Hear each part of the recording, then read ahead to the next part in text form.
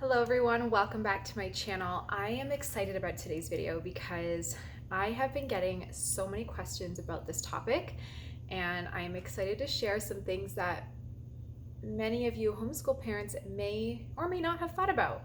So I guess I'll just start by saying, for those of you who are new to my channel, my name is Marla and I was homeschooled my entire life. So my parents homeschooled me from JK all the way through. I then completed my homeschool, my elementary and my high school, and went to university. I got my Bachelor's of Science degree. From there, I continued my education. I am now a homeopath and a holistic nutritionist as well. I'm certified in immunology, so I've just been doing lots of education after homeschooling. And the biggest question that I get frequently through this channel or through Instagram is, how can we ensure that our kids have a good chance of getting to post-secondary education like a university or a college if we are homeschooling? And there has been the biggest shift towards homeschooling, compared to all of the previous years due to COVID. Obviously, schools forced kids to stay at home and do school online. A lot of parents have made the permanent shift, which I think is great, to homeschool permanently, as online schooling isn't that fun. So I have a lot of stuff to share with you, and I'm going to just jump on in. Now, the first thing that I want to stress before I go into anything else is that now, more than ever, and you can only imagine, especially if your kids are in elementary school like mine are. I have a grade 3, a grade 1, and an SK so far. They have a long way to go before they get to post-secondary education, so 10 years away or more. And what I have seen and believe, and again, it's going to be probably more so over the next decade, is that post-secondary education is not necessarily needed. Of course, if you want to be a doctor, a nurse, a lawyer, something that does require that university or college degree or diploma, you'll have to go to school. But I see so many people starting businesses at a younger age, so many people starting trades and all kinds of other things that, again, don't require the college or university. That being said, you don't know the direction your child is going to go in. And for myself, my husband and I have talked about this. We are encouraging our children to do whatever they believe is best for their future in terms of education. So we are homeschooling them throughout elementary and high school. Once they've completed their elementary and high school, we are not forcing them to go to college or university. It costs a lot of money, and to be fair, you usually don't end up getting a job afterwards. It's very hard. So if our kids want to start their own business and bypass post-secondary education, I am not opposed to that. But what if my child changes their mind 5 years down the road and says, you know what, I do want to go to post-secondary education, and they're not able to because they were not homeschooled properly? So this is what I want to talk about today. Whether or not you want your child or they want to go to post-secondary education, you want to make sure that if you are homeschooling from home, you have that thought in your mind about the future and are making sure that you're doing everything you can as a parent or an educator to ensure that your child has a great chance of, getting accepted into a great, college or university. So how do we ensure this? Well, I really want to start by talking about the unschooled homeschooling approach. I do know so many friends of mine, so many relatives and strangers or acquaintances through YouTube, Instagram, who use this approach to homeschooling. Now, as a person who's homeschooled her whole life, all my siblings have homeschooled. I have 6 siblings. My mom homeschooled all of us. We are all homeschooling our children. I personally am not a firm believer in this approach. The reason is because, and I do want to maybe put a disclaimer, I am not condemning or trying to make anyone feel bad about the approach to homeschooling that they have taken. At the end of the day, whatever way you feel is best in educating your child, that is your right, and go for it. You as a parent have the right to educate your child however you see fit. So for you, if that's the unschooled approach, please do so. I think your child is still better off learning at home than in the school, because there is no focused approach in school, and there are a lot of other issues that I've talked about in previous videos. So regardless, if your child is at home and you're educating them, good on you. It is not easy. But in particular with the unschooled approach, what I see an issue with is trying to get your child to post-secondary education, because strictly speaking, and again, I've seen this through all my siblings applying to university or colleges and relatives, the first thing the college or university will ask you for is transcripts and proof of work. My mom would send every book we've ever done, literally, to the universities or colleges to prove that we have not only done the work, but have met all of the requirements and then some. We have a harder time getting into colleges and universities than someone coming out of the school board because we are a minority. Homeschoolers are a minority, even though there's so many of us, whether people realize it or not. The schools are going to look and trust more somebody who's coming from a school board because that's just the way it is. It's what's been going on for so long. So to really get yourself into a competitive school or have that chance to stand out, you not only have to meet the minimum requirements, but much more.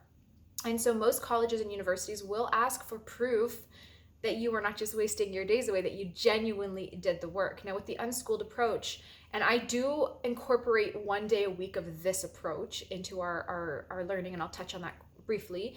But with the unschooled approach, if this is what you're using, it is hard to give concrete proof that your child has met every single requirement necessary.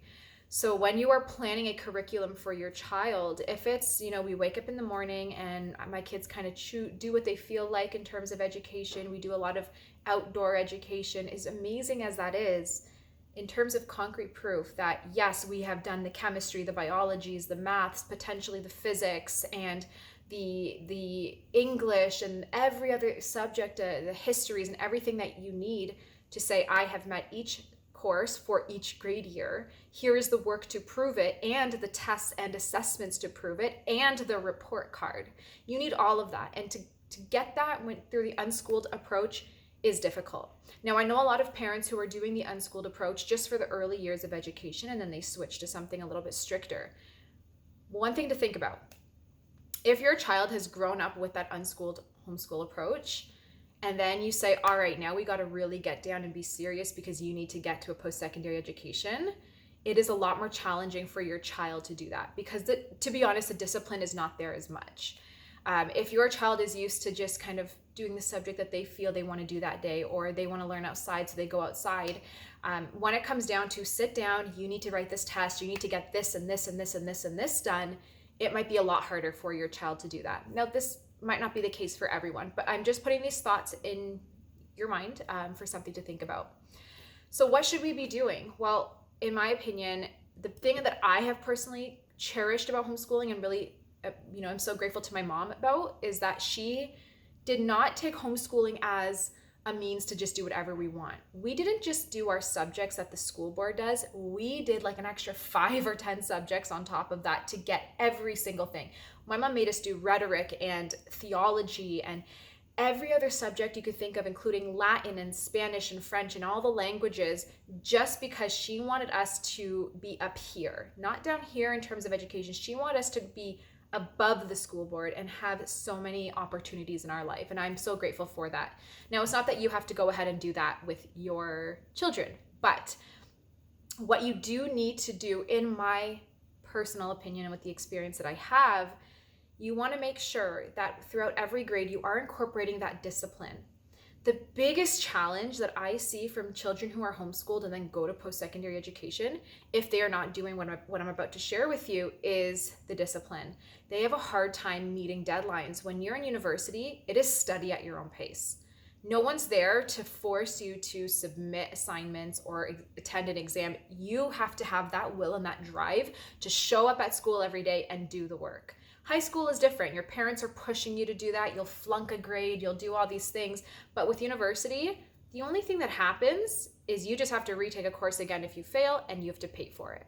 So it's not something that a lot of people succeed at if they don't have the discipline. So how do we get this discipline? What I think you need to be doing with your child, starting at the very youngest ages, is have a set schedule, a routine, and have a rigorous workload.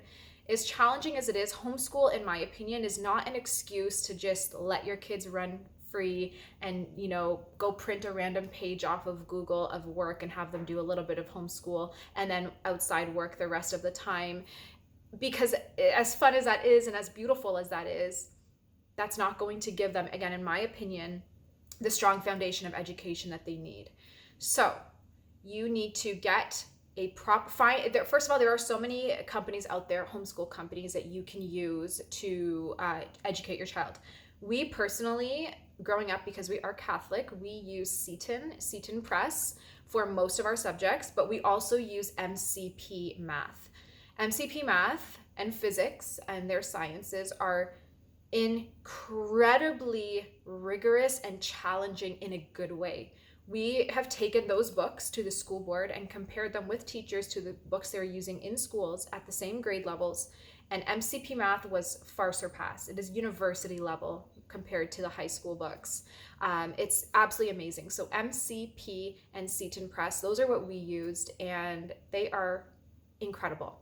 But find a program that sits with you, whether it's an online program, a Christian program, a non-religious program. There are so many to choose from. But purchase the books, get all of the subjects, spelling, your phonics, your English, your math, your potentially religion, your language, history, everything that they would need for each grade. Have them sit down in the morning after breakfast for a couple hours, just like they would in school. Get that discipline for them to be able to sit down for that long. Do the school, write the tests that come with the book. Don't skip pages. Have them do the work every single day and show up for it. And then make a report card. There are so many different ways you can do that, and I might make another video on that. But having the work in the books, and then you keep those books for all of elementary, and then once they start high school, keep all the books for high school. And once they have completed it, the work is there, the report cards are there, the proof that they did that work. When your child potentially gets to a point where they do want to apply to a post-secondary institute, you can say, here's the proof that we met the requirements and then some, we can get in. And you'll find it so much easier to get in. We see a lot of homeschool people get rejected who did not do the work. I know a good friend of mine who was homeschooled, and her parents kind of let her do work when she felt like it, didn't do work when she didn't feel like it. They didn't enforce the sciences, and she wanted to be a nurse, and she got rejected from multiple institutions because she just did not have the proof of the science background that she should have gotten. Had she even been in school, they would have made her take chemistry, biology, math, etc., and she just unfortunately did not do that. So this is not something to stress anybody out. This video is just a purely an educational thing. If homeschooling is new to you, if you've never been homeschooled or don't know anyone who's been homeschooled, I'm sharing this video for you to just give you things to think about as your child is growing.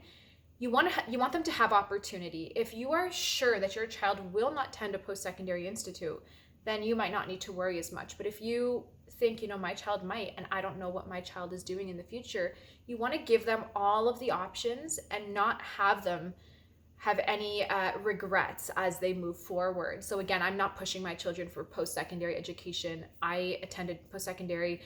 It did not do me any good. It left me with a lot of debt, and I applied to jobs after jobs and there was nothing available. So I then went and started my own business, which is extremely successful, thank God, and it did not involve my crazy expensive university degree. That being said, I'm grateful for the experience and the education that I did achieve from that, but it is not necessary in our world today. There are so many opportunities for our children to earn a living and do something that they enjoy without all of that debt and pressure. So I am not pushing my children to that, but I want them to have that opportunity. If my child chooses to be a doctor or a lawyer or something that they have to attend school for, they can do that. So the unschooled approach, we do this one day a week where every single day, except Friday, we sit down after breakfast for a couple hours and go through every single subject until we are done for the day. It usually only takes 2 to 3 hours. It's not long at all, especially in the higher grades. It's really not that long. Once it is done, they can go outside, play, do whatever they want. On Fridays, we do not do any written work. We go outside, we do scavenger hunts, we do field trips, we do outdoor learning. We teach our children life skills like how to build a fence or how to plant your own food. So we're teaching them physical things that they might not get in a school. We also, on Wednesdays during the school year, we will do some school in the morning, but then it is a co-op day where our kids are, again, learning something else that's not sitting down and studying. They also are in sports. There's over 34 of their closest friends who are homeschooled. So we have days where they're together all day. We do hikes, we do sports like skiing trips, snowboarding trips. So they get all of the extracurricular, and they get the unschooled approach on Fridays where it's outdoor learning and kind of at their own pace, whatever they wish. But during the week, it is sitting down, getting that written work done.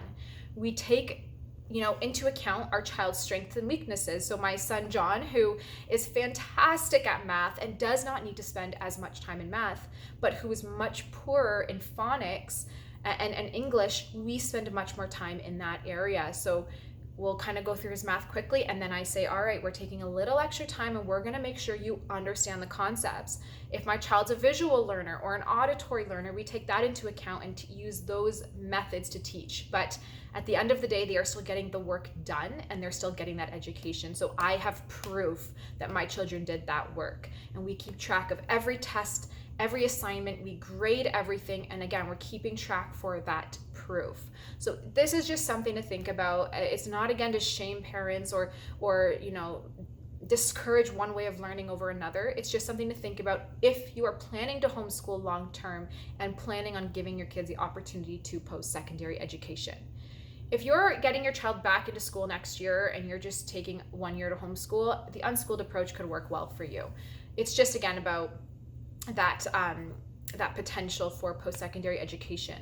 Now, again, depending where you live. Here in Canada, at least in my area, kids that are homeschooled, when they do apply to go back to school, if the parents choose to do that, the school does require proof that they completed the previous grade. If you cannot provide enough proof that your child has successfully and sufficiently completed that grade, they will make that child redo that grade. So I have, again, relatives and some friends' kids who were homeschooling for a couple of years and then went back to school. They were applying to school to go in, say, grade 6, and they could not prove that they did all of the work necessary to complete grade 5, so they were put back a year in school, which does make kids feel a little bit more embarrassed if they're older and they're put back in grade. So think about that as well.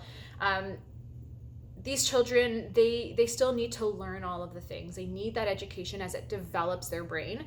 So in my opinion, don't just take this time to homeschool to do whatever you feel like. Do try to have some sort of structure. It will make a world of a difference in the long run. So I hope that you enjoyed this video. If there are any questions, please reach out. I'm happy to help as much as I can. And again, this is not to shame or make you feel frustrated. It's just purely to give you some information to think about. So if at the end of the day you still think, you know what, the unschooled approach is the best way, please do that. This is your child. You educate them any way you see fit. Have a beautiful day, and I will talk to you in my next video.